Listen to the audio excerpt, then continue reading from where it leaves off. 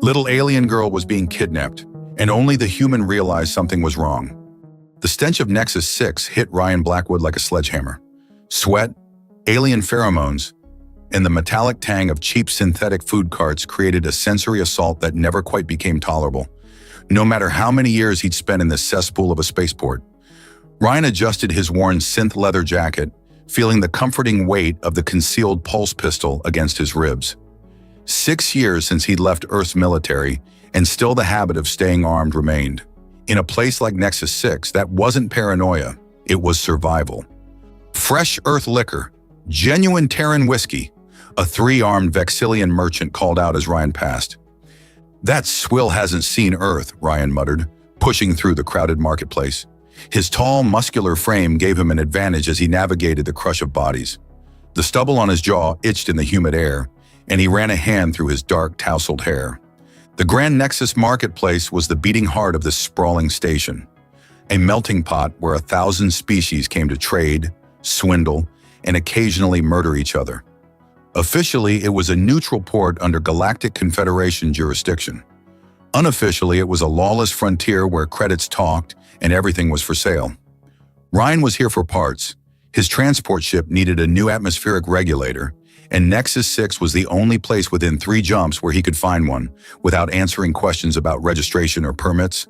Just another day of scraping by in the outer systems. That's when he saw them.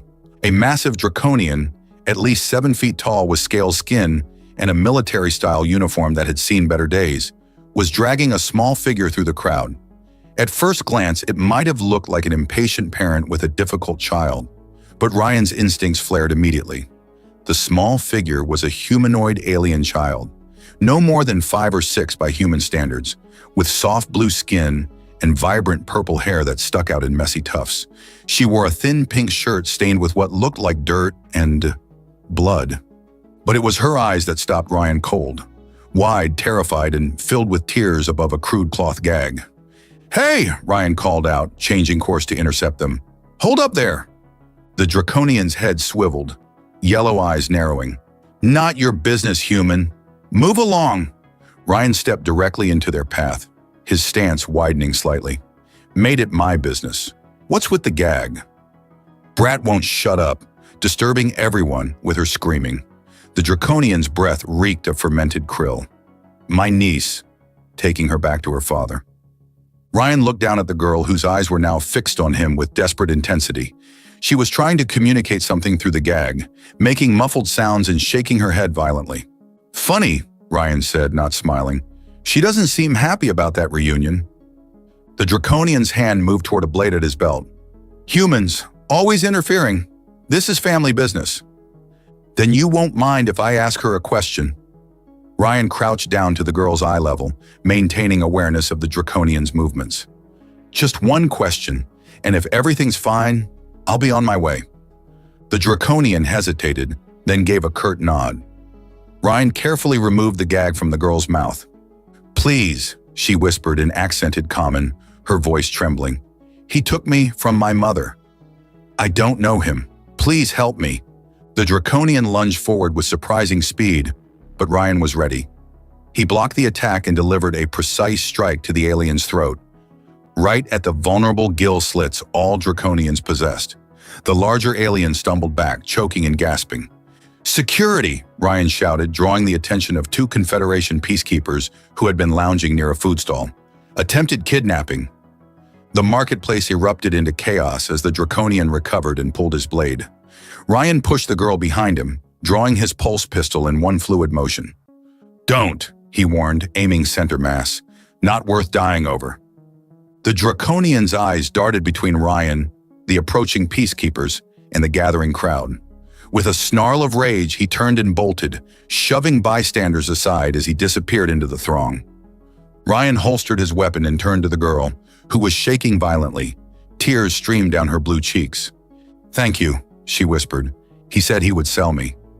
"There are others too." Ryan felt a cold fury building in his chest. "What's your name, kid?" "Lena," she said, wiping her eyes. "Lena Terrace. I'm Ryan. Let's find your mother and get you home." He offered his hand, and after a moment's hesitation, she took it. Her small blue fingers trembled in his grasp. As they walked away from the scene, Ryan couldn't shake the feeling that this wasn't over. The Draconian hadn't been working alone. Child trafficking was big business in the outer systems. By interfering, Ryan had just painted a target on his back. But looking down at Lena's relieved face, he knew he'd make the same choice again. Some lines you didn't cross, not even in a place like Nexus 6. What he didn't know was that saving this one small alien girl would unravel a conspiracy that reached into the highest levels of the Galactic Confederation itself. "This is absurd," Ryan muttered, staring at the Confederation security officer across the desk. The alien, a Tellurian with gray skin and 4 eyes arranged in a diamond pattern, blinked each eye independently as he filed the report. "Kidnapping claims require substantial evidence, human," the officer said, his voice clicking through translator implants. "We have no visual confirmation, no witnesses willing to come forward, and no record of this Draconian you describe in our database." Ryan leaned forward. "The kid has bruises." She was gagged. "What more do you need?" "Children fall. Children play rough games." The officer's upper eyes focused on Lena, who sat huddled against Ryan's side. "Perhaps you misunderstood the situation." "Cultural differences, yes?" "Cultural differences, my ass," Ryan growled.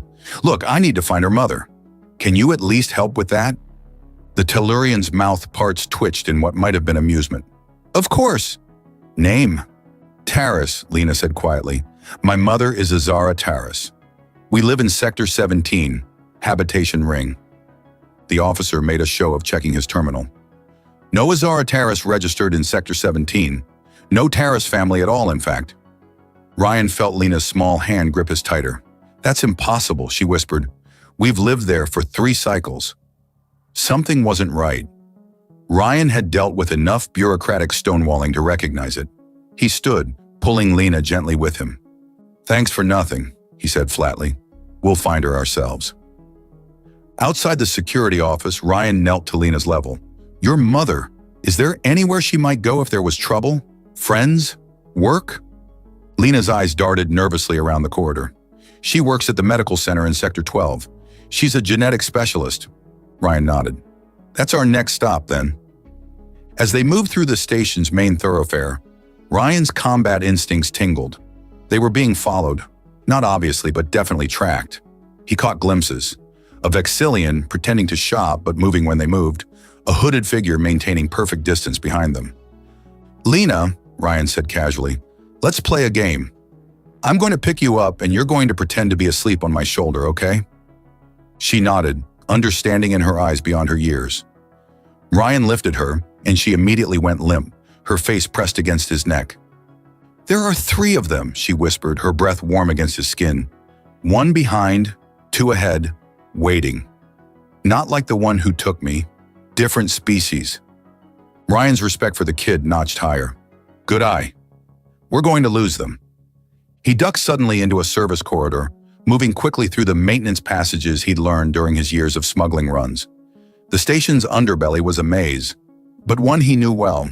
After 15 minutes of evasive maneuvers, they emerged in Sector 12, the medical district. The gleaming white corridors and antiseptic smell were a stark contrast to the grime of the marketplace. "My mother's lab is on level 3, Lena said as Ryan set her down. The receptionist, a blue-skinned female of Lena's species, gasped when they approached. "Lena! By the stars! Your mother has been frantic." "Where is she?" Ryan asked. "In her lab." "I'll call her immediately." Moments later, a slender figure burst through the doors. Ryan's breath caught involuntarily. Azara Taris had the same blue skin and violet hair as her daughter, but where Lena was childishly cute, her mother was striking. Tall for her species, though still a head shorter than Ryan, with delicate features and large almond-shaped eyes of deepest indigo. Her hair was pulled back in an intricate braid, and her lab coat did little to hide her graceful figure. "Lena!" she cried, dropping to her knees and embracing her daughter. "I thought I had lost you forever." "This human saved me, Mother," Lena said, pointing to Ryan. "His name is Ryan." Azara looked up, her eyes meeting his. Something electric passed between them. Gratitude, certainly, but something more primal as well. A recognition. "Thank you," she said, her voice melodic even through the translator. "I have no words." "No thanks needed," Ryan replied, suddenly aware of his disheveled appearance. "But we need to talk. Somewhere private. You're both in danger." Azara nodded, rising to her feet. "My office. Follow me." As they walked, Ryan noticed her graceful movements, the subtle sway of her hips. He forced himself to focus. This wasn't the time. In her office, a sterile space filled with holographic displays of DNA sequences, Azara secured the door and turned to Ryan. "Tell me everything," she demanded. Ryan explained the encounter in the marketplace, the uncooperative security officer, and their pursuers.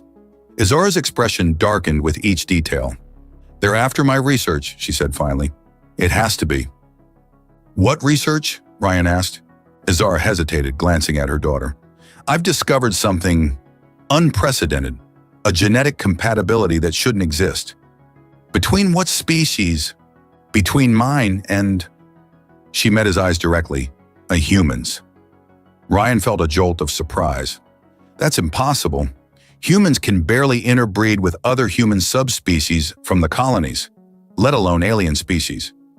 "That's what makes it so valuable," Azara said softly, "and so dangerous in the wrong hands." Their eyes locked again, and Ryan became acutely aware of the small space between them, of her scent, something like cinnamon and ozone.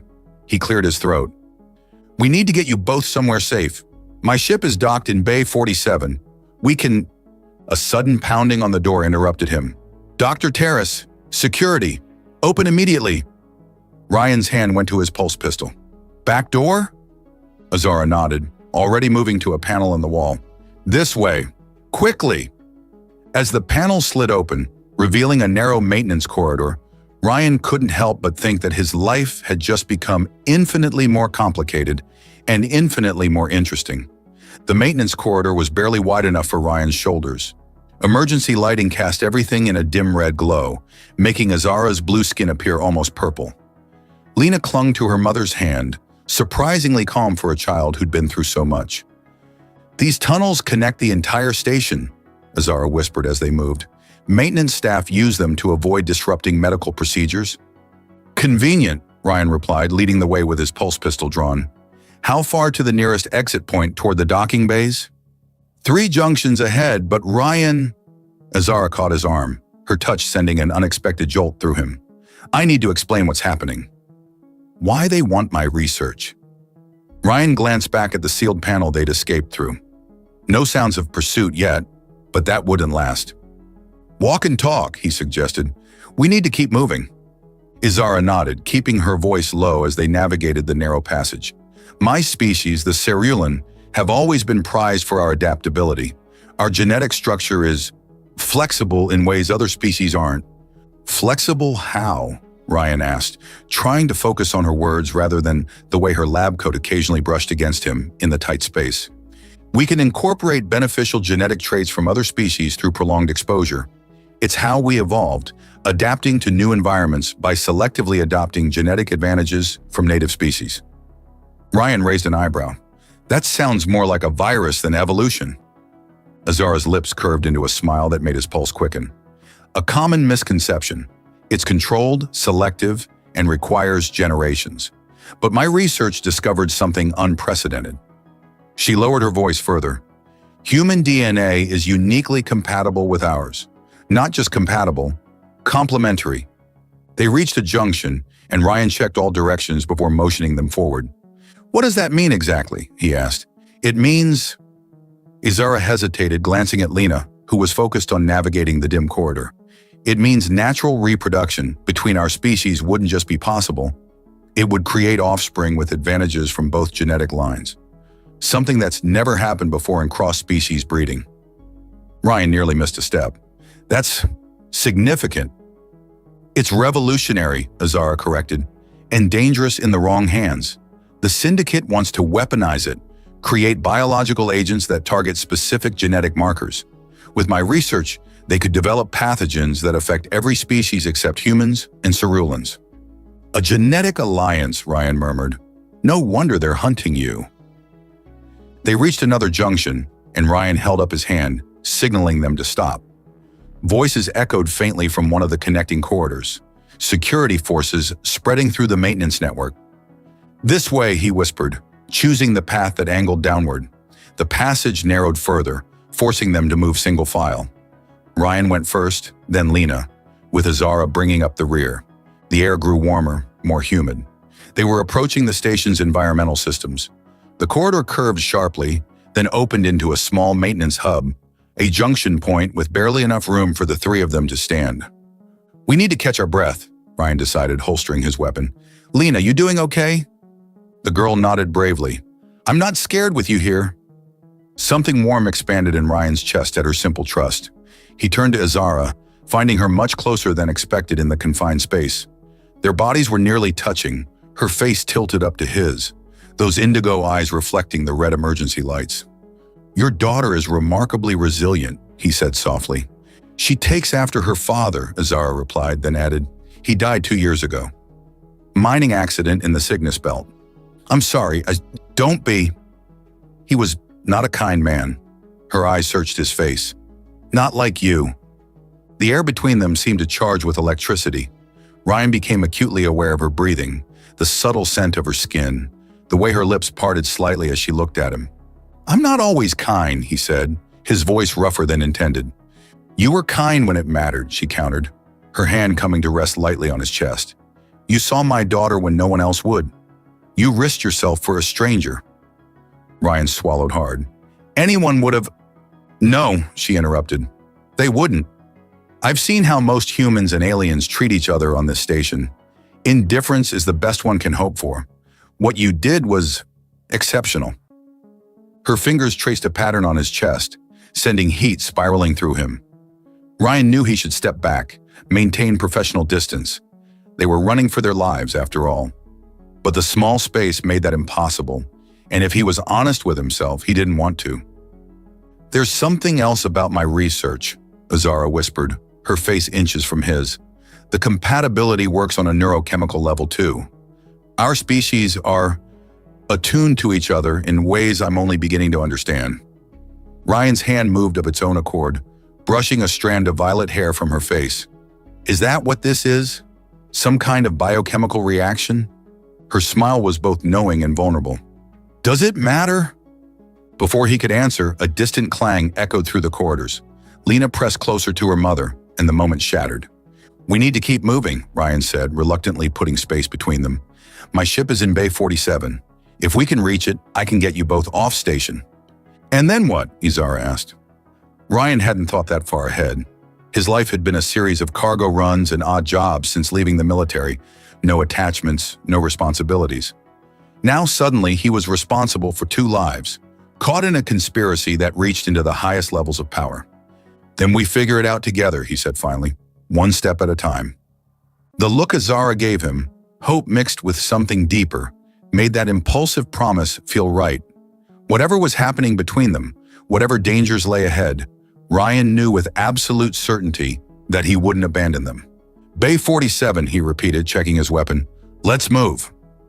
The final stretch of maintenance corridor opened into a dimly lit access tunnel that led directly to the docking bays. Ryan paused at the threshold, his instincts screaming caution. "Something's wrong," he whispered, holding out an arm to keep Azara and Lena back. "It's too quiet." The docking bay access corridor should have been bustling with cargo handlers, maintenance droids, and the usual mix of travelers. Instead, it was deserted. "Could be a security lockdown," Azara suggested, her shoulder pressing against his as she peered around him. Ryan shook his head. "No alarms, no announcements. This is something else." He turned to Lena. "Stay close to your mother. If anything happens, run back the way we came. Understand?" The girl nodded solemnly. Ryan drew his pulse pistol and stepped cautiously into the corridor, every sense alert for danger. They made it halfway to the bay entrance before the trap sprung. Panels slid open on both sides of the corridor, revealing armed figures, a mix of species, all wearing the same dark body armor with a red insignia Ryan didn't recognize. "Syndicate enforcers," Azara breathed, pulling Lena behind her. "Drop your weapon, human," ordered a tall insectoid alien, its mandibles clicking between words.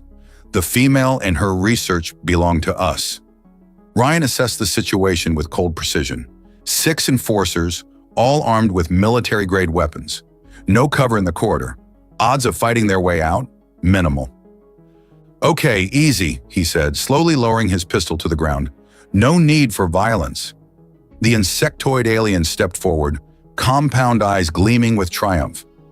"The Cerulean female has violated her contract with the Syndicate. The penalty is, 'Hey, ugly! Remember me?'" The new voice came from behind the Syndicate forces. A human figure stepped into view at the far end of the corridor. Tall, broad-shouldered, with a military bearing that Ryan recognized instantly.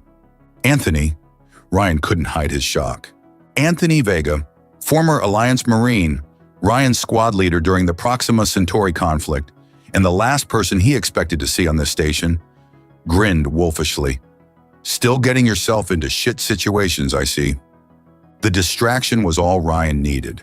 In one fluid motion, he drew a backup pistol from his ankle holster and fired at the nearest enforcer, simultaneously shoving Azara and Lena toward a recessed doorway. The corridor erupted into chaos. Anthony opened fire from his position, catching the Syndicate forces in a deadly crossfire. Ryan dove for cover, squeezing off precise shots that dropped 2 more enforcers. "Stay down," he shouted to Azara, who had pulled Lena tight against her, shielding the child with her body. The insectoid leader chittered in rage, firing wildly at Anthony while backing toward Ryan's position. Ryan waited for the perfect moment, then lunged forward, tackling the alien to the ground. They grappled briefly before Ryan slammed the butt of his pistol into the junction between the creature's head and thorax, a killing blow. Seconds later, it was over. The remaining enforcers retreated, dragging their wounded. "Clear!" Anthony called, approaching with his weapon still ready. "You okay, Blackwood?" "Fine," Ryan replied, retrieving his dropped pistol. "What the hell are you doing here?" "Working security for Nexus Corp," Anthony said, then nodded toward Azara and Lena. "Heard chatter about a human causing trouble with a Cerulean scientist. Figured it had to be you." Ryan made the introductions quickly. "Anthony Vega, this is Dr. Azara Taris and her daughter Lena. Anthony and I served together." "Brothers in arms," Anthony corrected, holstering his weapon. "And apparently still saving your ass." Azara stepped forward, her indigo eyes assessing Anthony with cautious gratitude. "Thank you for your help, but we need to keep moving. The Syndicate won't give up easily." "My ship's in Bay 47, Ryan said. "If we can reach it—" "Forget it," Anthony interrupted. "They've locked down all civilian vessels. Standard procedure during a security incident." He made air quotes around the phrase, "which is what they're calling this little firefight." Ryan cursed under his breath. "Options? I've got a corporate shuttle in the executive bay. Diplomatic clearance, pre-approved flight plan." Anthony grinned. "Benefits of working for the man." "Can you get us off station?" Azara asked. Anthony's expression grew serious. "Depends. Ryan here is a pain in the ass, but I trust him with my life. If he's helping you, you must be worth it. So level with me. What's this really about?" Azara hesitated, then straightened her shoulders. "My research. It proves humans and Ceruleans share a unique genetic compatibility that could change the balance of power in the galaxy. And the Syndicate wants to weaponize it," Ryan added. Anthony whistled low. "That's heavy." "Will you help us?" Azara pressed. Anthony looked between them, his gaze lingering on Lena, who stared back with solemn eyes. Something in his expression softened. "Yeah, I'll help, but we need to move now." They followed Anthony through a series of security corridors accessible only to station personnel. Ryan kept close to Azara, hyper-aware of her presence beside him. The adrenaline of combat was fading, replaced by a different kind of tension between them. "Your friend," she said quietly as they walked. "He came for you without question." "That's what humans do for each other," Ryan replied. "At our best, anyway." "My people are not so instinctively loyal," she admitted. "We calculate risks, weigh benefits. It's our nature." "And yet you risked everything for your daughter," Ryan pointed out. "Seems pretty instinctive to me." Her hand brushed against his, fingers intertwining briefly. "Perhaps I'm evolving," she murmured, with a smile that made his heart race. They reached a private elevator that took them directly to the executive docking level, a stark contrast to the utilitarian corridors they'd been navigating. Polished surfaces, soft lighting, and the conspicuous absence of security checkpoints spoke of privilege and power. Perks of the corporate life, Anthony explained, leading them toward a sleek shuttle. Almost makes up for selling my soul. As they approached the vessel, Ryan felt Azara tense beside him. What is it? He asked. We're being watched, she whispered. Cerulean intuition. Someone's here. Anthony drew his weapon, scanning the bay. I don't see. The shot came from nowhere. A high-energy pulse that struck Anthony in the shoulder, spinning him around. Ryan shoved Azara and Lena behind a cargo container, returning fire toward the source of the attack. Get to the shuttle, he shouted, helping Anthony to cover. I'll hold them off. Azara hesitated, her eyes meeting his with an intensity that conveyed everything words couldn't in that moment. Then she grabbed Lena's hand and ran for the shuttle. As Ryan prepared to make his stand, he realized with perfect clarity that he would die to protect them if necessary, not just out of duty or principle, but because in the space of mere hours, they had become essential to him in ways he couldn't yet fully comprehend. I'm not leaving you, Ryan shouted to Anthony over the barrage of energy blasts striking their cover. Don't be stupid, Anthony growled, clutching his wounded shoulder. Get the girl and her mother out of here. That's an order. You're not my commanding officer anymore, Ryan retorted, firing 3 precise shots that forced their attackers to retreat momentarily. And humans don't leave their own behind. From the shuttle's ramp, Azara called out, Ryan! We need to go now. Ryan's mind raced. The syndicate forces were regrouping, at least 8 of them advancing in tactical formation. He couldn't fight them all, but he refused to abandon Anthony. Then it hit him, something Azara had mentioned about her research. Genetic compatibility, neurochemical attunement. My comm unit, Ryan said suddenly, ripping the device from his wrist. Anthony, what frequency does station security use for their neural dampeners? Despite his pain, Anthony grinned with understanding. The anti-riot tech? 15.8 kilohertz. Why? Because, Ryan said, rapidly reconfiguring his comm unit, if Ceruleans and humans are neurochemically compatible, then maybe... He finished the modifications and activated the device. Nothing happened for a moment, then a high-pitched whine filled the air, inaudible to human ears but apparently devastating to their attackers. The syndicate forces dropped their weapons, clutching their heads in agony. Several of the insectoid aliens began convulsing, their exoskeletons vibrating violently. Holy shit, Anthony breathed. What did you do? Humans have been using sound as a weapon since the 21st century, Ryan explained, helping Anthony to his feet. I just modified the frequency to target non-human neural pathways. Let's go before they adapt. They staggered toward the shuttle where Azara stood wide-eyed at the ramp. How did you... Your research gave me the idea, Ryan said, helping Anthony aboard.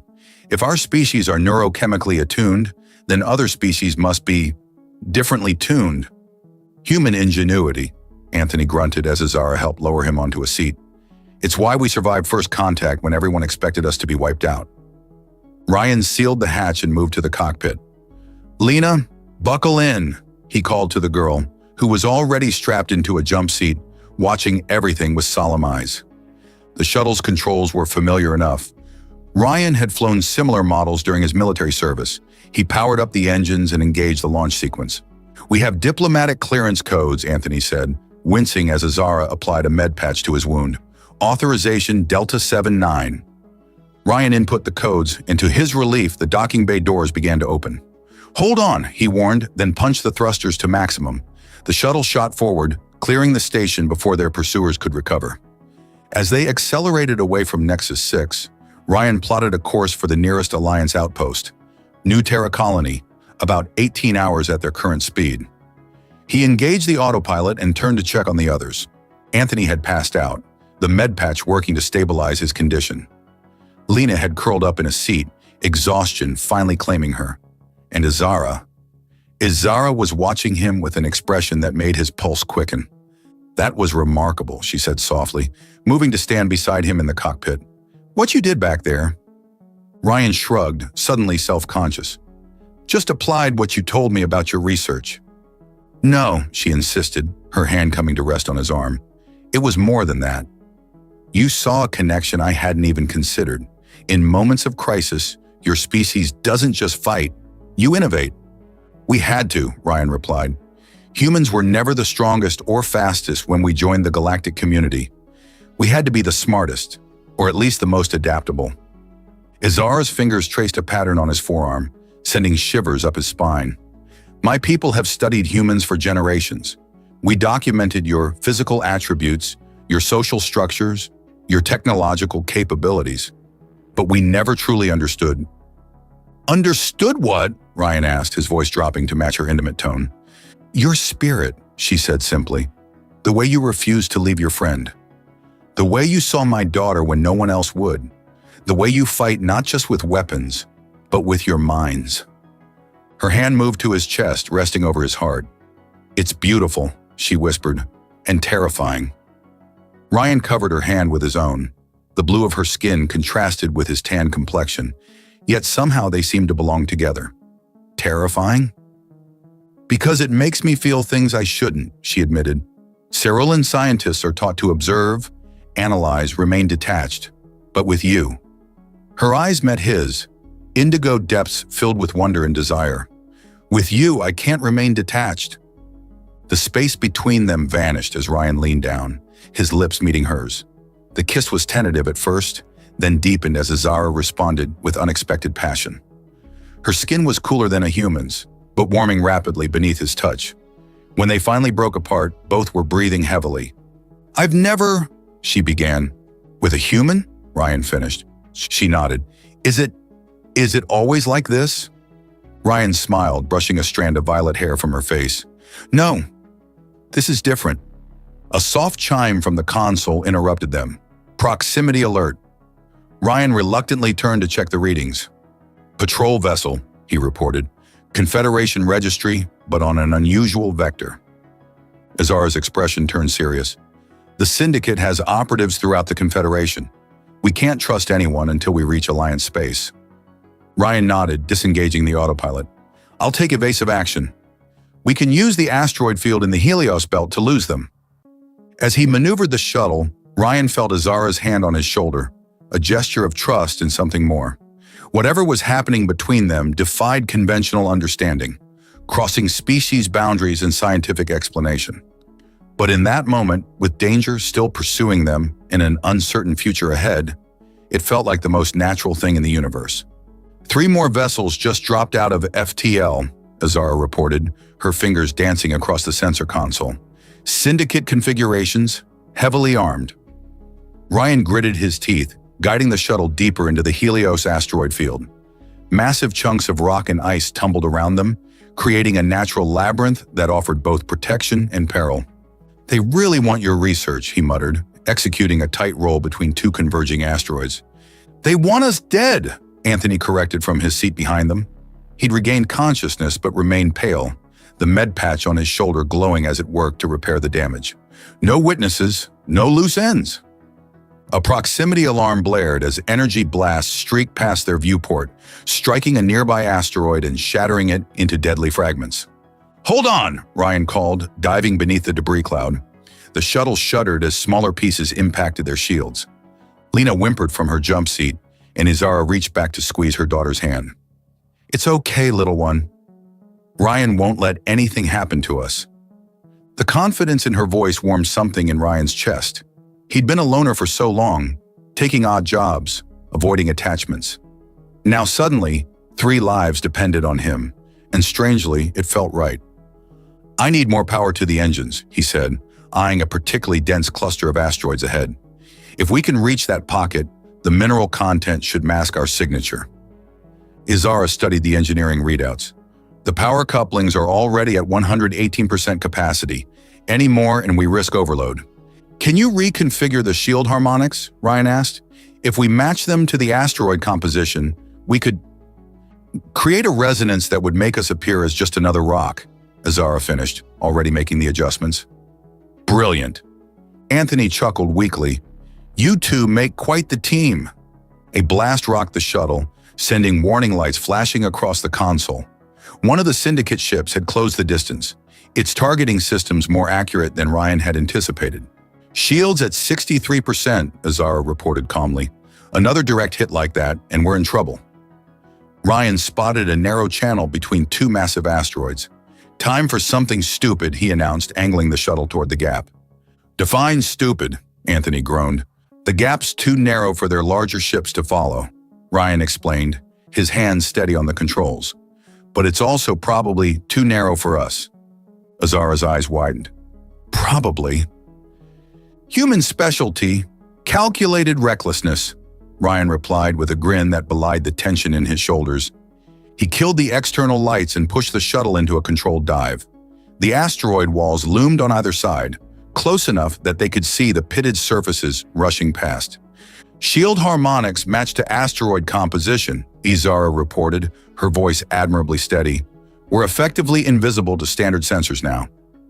The channel narrowed further, metal scraping against rock as the shuttle barely squeezed through. Ryan held his breath, making micro-adjustments that were the difference between survival and being crushed. Then they were through, emerging into a relatively clear pocket within the asteroid field. Ryan immediately powered down all non-essential systems, letting the shuttle drift. And now we wait, he said softly. See if they take the bait. They watched in tense silence as the Syndicate vessels prowled the outer edges of the asteroid field, scanning for their quarry. Minutes stretched into an hour, and finally the enemy ships began to disperse, moving on to search other sectors. Collective relief filled the cabin. Anthony slumped back in his seat, while Lena finally unbuckled to climb into her mother's lap. You did it, Azara said, looking at Ryan with undisguised admiration. We did it, he corrected. Your shield modifications made the difference. Their eyes held, that now familiar electricity crackling between them. Anthony cleared his throat pointedly. So, I'll just take Lena to check out the supply locker, he said, wincing as he stood. Come on, kiddo. Let's see if this fancy shuttle has any decent rations. Lena looked between her mother and Ryan, a knowing expression beyond her years crossing her face. Okay, she agreed, taking Anthony's outstretched hand. When they were alone in the cockpit, Ryan turned to Azara. That was some quick thinking with the shields. I merely implemented your idea, she replied. The concept was yours. That's what I mean about us making a good team, Ryan said, moving closer. Your scientific knowledge, my practical experience. Azara's hand came to rest on his chest, her touch sending warmth through his body. Is that what this is between us? Complementary skill sets? Ryan covered her hand with his own. You know it's more than that. My people have a saying, she murmured, her indigo eyes searching his. What begins in crisis reveals true nature. I've seen your true nature, Ryan Blackwood. You risked everything for a child you didn't know. You refused to abandon your friend. You protect what matters without hesitation. And what matters to me is growing by the minute, he admitted, cupping her face gently. Their lips met in a kiss deeper than their first, unrestrained by immediate danger. Azara's body pressed against his, cool at first but warming rapidly. Her hands explored his shoulders, his back, while his tangled in her violet hair. When they finally broke apart, both breathing heavily, Azara rested her forehead against his. In my research, she whispered, I discovered that human and Cerulean physiology is remarkably compatible, but I never imagined how it would feel to experience that compatibility firsthand. Ryan smiled, tracing the delicate contours of her face. Science is one thing. This is something else entirely. Something wonderful, she agreed, her fingers trailing down his chest in a way that made his pulse race. Something I want to explore further. The moment stretched between them, full of promise and desire. Then Azara stepped back slightly, though her hands remained on his arms. But first, we need to reach safety, she said pragmatically. The Syndicate won't give up easily. My research is too valuable. Ryan nodded, reluctantly shifting back into tactical mode. We should be able to reach New Terra Colony in about 14 hours if we skirt the main shipping lanes. And then? Azara asked, vulnerability flashing across her features. And then, Ryan said firmly, we make sure you and Lena are protected. Your research needs to be secured with people we can trust, not exploited as a weapon. The Alliance has ethical research protocols, Anthony said, returning to the cockpit with Lena. The girl carried packets of emergency rations, distributing them with solemn care. My contacts there can help arrange protective custody and legitimate scientific collaboration. Ryan watched as Azara accepted a ration pack from her daughter, the simple domestic gesture somehow profound against the backdrop of their dangerous situation.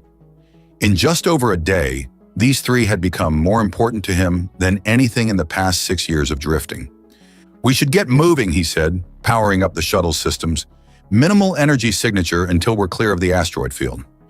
As he plotted their course to New Terra Colony, Ryan felt Azara's hand on his shoulder, a touch that conveyed trust, connection, and the promise of something he'd never dared hope for.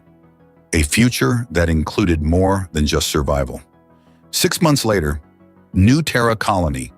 The observation deck of the Alliance Science Division headquarters offered a spectacular view of New Terra's twin moons rising over the horizon. Ryan Blackwood stood at the railing, watching the play of light across the colony's gleaming spires. 6 months ago, he'd been a drifter with no attachments and no purpose beyond the next cargo run. Now everything had changed. "Credit for your thoughts?" Azara's voice came from behind him, followed by the gentle touch of her hand on his back. Ryan turned, still marveling at how the sight of her affected him. She wore the blue uniform of the Alliance Science Division, her violet hair braided elegantly, her indigo eyes bright with intelligence and affection. "Just thinking about how one moment can change everything," he replied, drawing her into his arms. "One kidnapped girl, one split-second decision to intervene. One human who noticed what no one else would," Azara finished, resting her head against his chest. "The title of my new research paper, by the way." Ryan laughed. "Catchy. I'm sure the scientific community will love it." "They already do. The preliminary findings on human cerulean compatibility have been peer-reviewed and accepted for publication in the Galactic Journal of Xenogenetics." "In record time," Ryan noted. "Having Admiral Larson as your personal advocate probably helped." After their arrival at New Terra Colony, Anthony had called in every favor he was owed to ensure Azara and her research received the highest level of protection. The attempted kidnapping of Lena in the Syndicate's pursuit had exposed a corruption network that reached into the upper echelons of the Confederation. The subsequent investigation had led to multiple arrests and a complete overhaul of security protocols throughout Alliance space. More importantly, it had established Azara as the leading authority on interspecies genetic compatibility, with a fully funded research division under her direction. "The Admiral is hosting a reception tonight to celebrate the formal alliance between human and cerulean scientific communities," Azara reminded him. "You'll need to wear your dress uniform." Ryan groaned theatrically. "The price I pay for falling in love with a brilliant scientist." The words slipped out naturally, though they hadn't explicitly used that term before. Azara's eyes widened slightly, then softened with emotion. "Is that what happened?" she asked, her fingers tracing the line of his jaw. "You fell in love?" Ryan captured her hand, pressing a kiss to her palm. "Pretty hard not to, after everything we've been through." Their relationship had developed gradually over the past months, navigating the complexities of being the first official human cerulean couple. There had been cultural differences to overcome, biological adjustments to make, and no shortage of raised eyebrows from both species. But there had also been nights of discovery, learning each other's bodies with wonder and passion. Mornings waking up together, her cooler skin warming against his. Quiet moments of connection that transcended species barriers and defied scientific explanation. "I have something to show you," Azara said, taking his hand and leading him toward her private laboratory. Inside, holographic displays showed complex genetic sequences rotating slowly in 3 dimensions. Lena sat at a workstation, her small blue fingers manipulating a simplified version of her mother's research models. At nearly 6, she was already showing signs of her mother's scientific aptitude. "Ryan!" she exclaimed, abandoning her work to run to him. He scooped her up easily, settling her on his hip. "Hey, Squirt, solving the mysteries of the universe already?" "Mom says I'm helping with important research," she replied proudly. "The most important," Ryan agreed, looking to Azara. "So what's this big revelation?" Azara activated the main display, bringing up a complex genetic model. "This is what happens when human and cerulean DNA combine naturally," she explained. "The complementary structures create something entirely new, stronger, more adaptable, with enhanced cognitive capabilities." "In non-scientist terms?" Ryan prompted. "In non-scientist terms," Azara said, a smile playing at her lips, "any children we might have would represent an evolutionary leap forward for both our species." Ryan set Lena down gently, his heart suddenly racing. "Children? As in Ours? That's possible. More than possible, Azara confirmed. The compatibility is perfect, and after extensive testing, I can confirm there would be no health risks to either parent or child. The implications washed over Ryan. A family, a future, things he'd never allowed himself to imagine. What about the syndicate, he asked, if they were willing to kidnap children for your research before? The syndicate leadership has been dismantled, came Anthony's voice from the doorway. He entered looking fully recovered from his wound, now wearing the insignia of Alliance Security Command.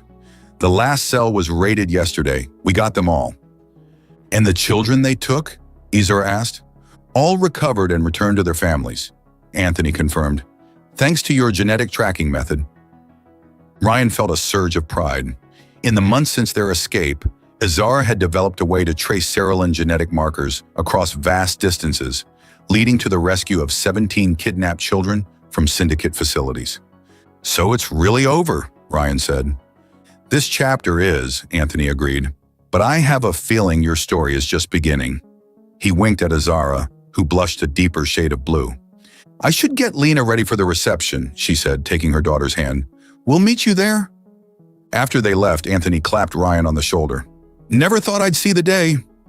Ryan Blackwood settled down, playing family man with an alien scientist. Life's full of surprises, Ryan replied, unable to keep the contentment from his voice.